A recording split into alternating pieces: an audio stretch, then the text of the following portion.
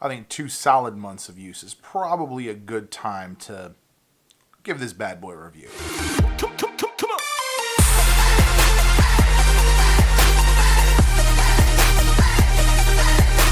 What's going on, ladies and gents? Dalibor here for T3G, and today we are reviewing the Canon EOS M10 Mirrorless Camera. The biggest reason I wanted this camera, or one like this, was because I didn't want to lug the big one around when I did the travel project, which the first video should be going up fairly soon. I'm going to say before the end of April. I don't want to guarantee it though, because I wanted something lightweight, but I wanted something powerful with a lot of features. So I went with a mirrorless camera. I did my research. There was a Sony that was in contention, but when I saw a video comparing the audio, this was the clear winner. Happened to pick it up on discount, on clearance actually. Ended up saving about $200 off the retail price. The kit I purchased comes with 2 lenses, and it comes with battery, of course, the charger, and the strap. I don't use the strap. I've got it on tripod at all times, this one or one of other variations. I want to just say right off the bat, I love this thing. The audio on this is so crisp. I don't want to say it's just as good as the Rode Micro, but it's damn good. One of my favorite features is on the base lens, which goes 15 to 45 millimeters, it actually locks into place. So the nice thing is, if it's locked into place, you can't record. So you will always have to extend the lens so that it can record properly. The other big feature for me that I really wanted was the flip up screen. I love this one because it flips up from the back. It's actually real nice because it's pretty much flush with the back, so if I do want to lay it down, it still lays down without anything being in the way. And of course it's touchscreen, which comes in handy when I'm actually using it. Now let's start with some of the physical features. On the right side, we have a phone connect button. It's basically NFC or Wi-Fi connect. There's a few different options.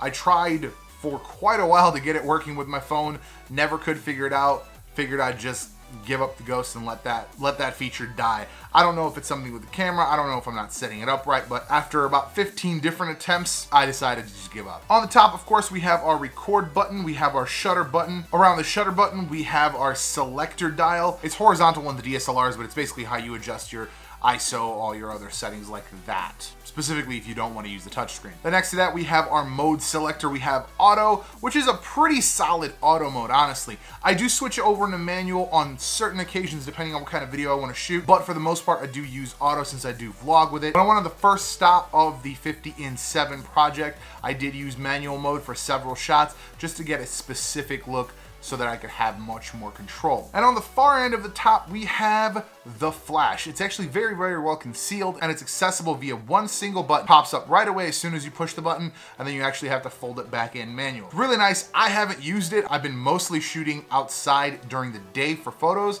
so there really hasn't been an occasion for me to use it. And of course for video, it's actually not useful. Then on the left side, looking at it from the back, we have the HDMI and USB slots. The USB is not for charging. It is very specifically for data transfer. And then of course we have our SD card slot. The SD card slot is very nice. It's very springy.